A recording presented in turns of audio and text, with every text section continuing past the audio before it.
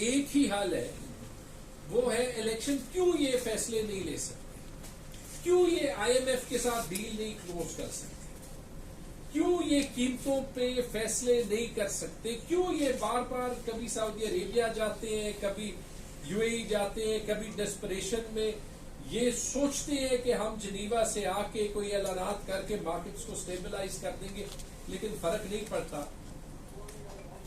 क्योंकि ये इलेक्शन से पहले फैसले नहीं ले सकते। बड़ा क्लियर है। इससे बेहतर क्या सबूत होगा कि प्राइम मिनिस्टर के बरखुरदार आके अपने ही फाइनेंस मिनिस्टर को जो है वो जोकर कह के पुकारते हैं। मतलब कि वो अपने फाइनेंस मिनिस्टर की 6-8 महीने में जो फैसले हुए थे, सही हुए थे, गलत हुए थे, मिफ्ता इस्माइल के दौर में ही हुए थे। और मिफ्ता इस्माइल कहते हैं मुझे शहबाज शरीफ की जो है वो 100% जो है वो सपोर्ट जो है वो हासिल थी।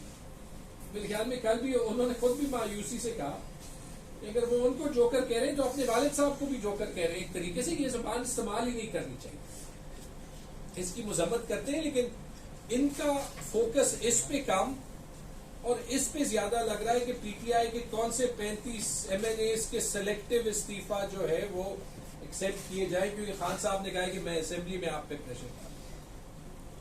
हर दूसरे दिन जब इनकी मर्जी, इनकी बात जो है वो बदल जाती है।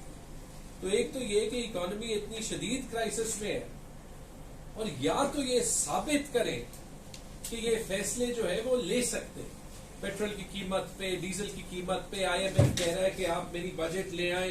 अब किस तरीके से वो आवाम को समझाते हैं वो मुझे नहीं पता, लेकिन या तो ये फैसले लें या फिर खुदारा इस हुकूमत को छोड़ जाएं। क्योंकि फिर यही होता है कि जब मुल्क क्राइसिस में होता है तो एक हुकूमत के पास एक मैंडेट होनी चाहिए। जो इन्होंने सूबों के साथ किया, जो अभी आपको चीफ मिनिस्टर गिलगित बल्तिस्तान ने बताया, डॉलर का तो क्राइसिस है, रुपए का तो क्राइसिस नहीं है। अच्छा, आपके पास पैसे कम है, एक फिस्कल डेफिसिट है, बिल्कुल सही है। आपको किसी ने रोका है कि आप CMGB या CMKP के साथ बैठ जाए कि मुझे ये क्राइसिस है, मैं आपको ये 10 रुपए नहीं दे सकता, आप 9 के साथ गुजारा कर ले या 8 के साथ कर ले। CMGB को या CMKP को या मुझे बार बार प्रेस के पास क्यों जाना पड़ रहा है उन चीजों के लिए जो फेडरेशन में सॉल्व होनी चाहिए। 232 अरब रुपए पिछले 9 महीने में खैबर पख्तूनख्वा को नहीं मिले।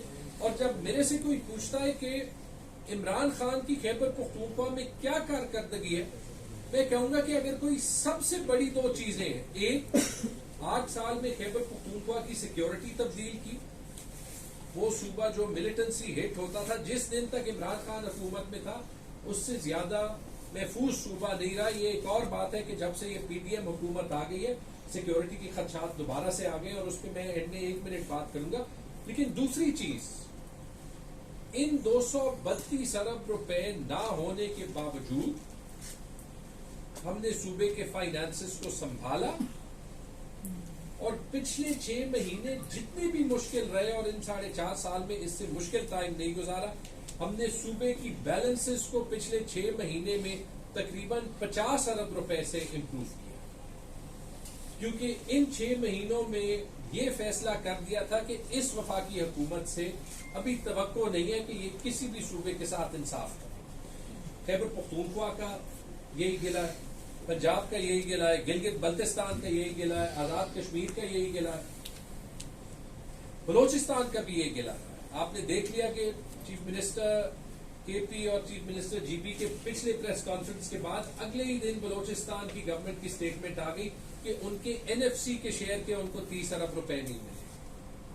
ये तो एक मुल्क को डिसफंक्शनल बनाना है। और मैं आपको कहता हूं कि इनको एक वफाक चलाने की समझ ही नहीं है। मेरा ख्याल था कि उस प्रेस कॉन्फ्रेंस के बाद कोई तो जो है वो पॉजिटिव स्टेप आएगा। वो शायद हमने 2 या 3 दिसंबर को सर किया था जिनीवा में। जब मैं गया तो वहां पे इसाक डार से भी साइड लाइन पे मुलाकात हुई। उनको कहा कि ये मसले जो है वो सॉल्व करने को है, उन्होंने यकीन दहानी कराई वो सॉल्व करेंगे। लेकिन वापस आए तो मुझे हैरत हुई कि पिछले दिनों में जो इन्होंने एक नोटिफिकेशन निकाला वो नोटिफिकेशन खैबर पख्तूनख्वा के लिहाज से क्या था कि कबायली अजला का सारा डेवलपमेंट बजट वो सूबे से लेके एक कमेटी के हवाले करते हैं, यानी फाटा में सारा जो एक्सपेंडिचर है उसका फैसला कौन करेगा? एहसन इकबाल, 2 इनके मनपसंद एमपीएस, 2 इनके मनपसंद एमएनएज और एक अनइलेक्टेड गवर्नर। ये पाकिस्तान के आईन के कितने शिकों के खिलाफ है? आर्टिकल 118, आर्टिकल 119 जो सूबे की फाइनेंसेस के लिहाज से, article 137।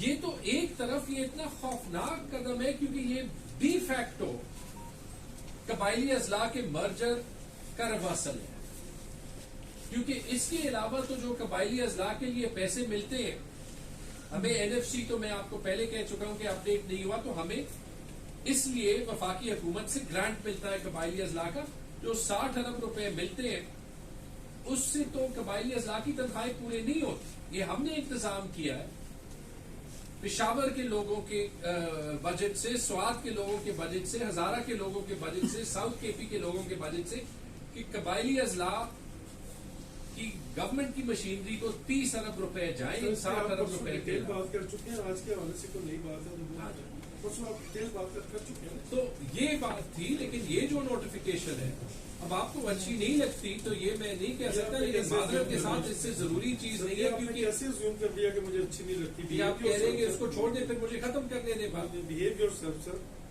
you have the manners to talk to the media person। देखिए इससे जरूरी टॉपिक है नहीं, मैं अपने दोस्त का फिर इससे ज्यादा जवाब